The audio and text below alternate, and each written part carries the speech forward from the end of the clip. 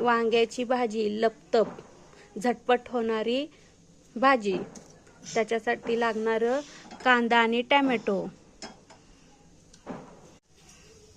मोहरीची फोडणी देऊयात सर्वप्रथम।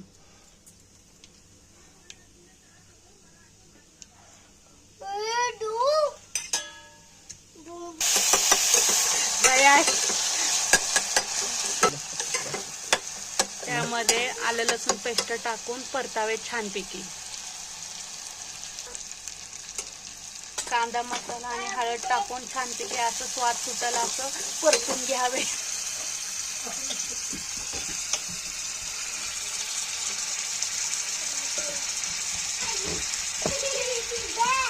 असं थोडंसं मीठ घेऊन टाकावे मस्तपैकी आणि मस्तपैकी असं वांग परतायचं आणि झणझणीत खायचं। आवडल्यास वांग्याची भाजी तर लाईक करा आणि सबस्क्राईब करा आईच्या रेसिपीला।